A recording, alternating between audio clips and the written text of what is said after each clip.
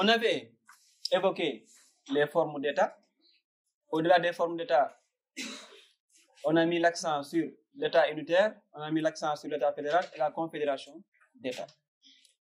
Mais en ce qui concerne un État, il faut savoir que pour qu'il existe, il lui faut d'abord un élément essentiel que tous les États ont reconnu à travers des traités qu'ils ont ratifiés et signés, tels que la Constitution. D'où notre interrogation, donc, qu'est-ce que constitue la Constitution? Pourquoi il a fallu mettre en place une Constitution? Quel est l'impact ou bien le rôle de la Constitution?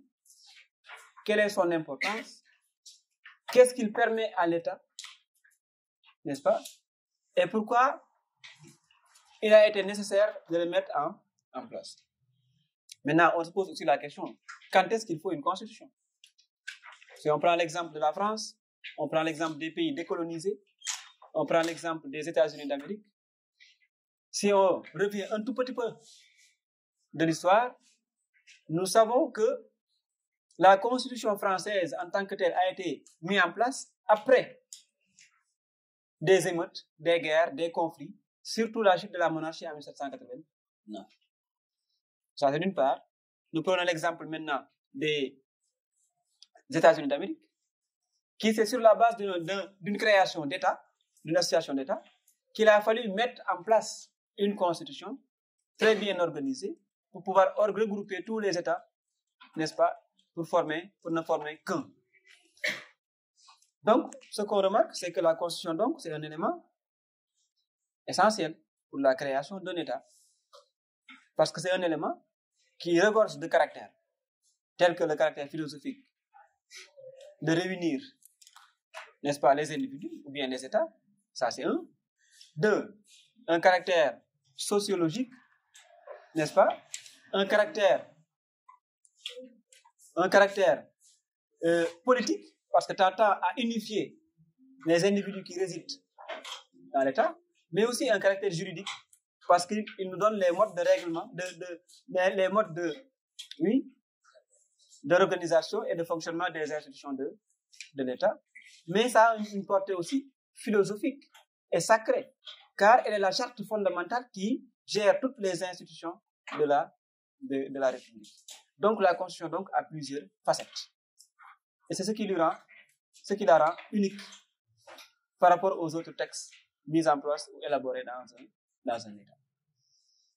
Quand on dit qu'elle est essentielle, on doit se poser la question de savoir donc qui est à l'origine de ce texte sacré.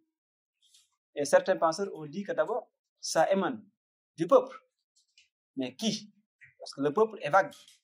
On se dit, c'est ceux à qui le peuple a fait confiance et qu'il a confié la capacité de faire une constitution, un texte. On s'est posé la question, mais comment on les appelle? Ou bien comment on l'appelle? On l'appelle le pouvoir constituant originaire, c'est-à-dire un pouvoir qui est à l'origine, n'est-ce pas, de la stabilité, du maintien de la cohésion, n'est-ce pas, de la sécurité juridique. C'est ce pouvoir qu'on est en train de parler, c'est-à-dire le pouvoir qui est à l'origine, c'est pourquoi on l'appelle le pouvoir constituant originaire. Originaire en quoi?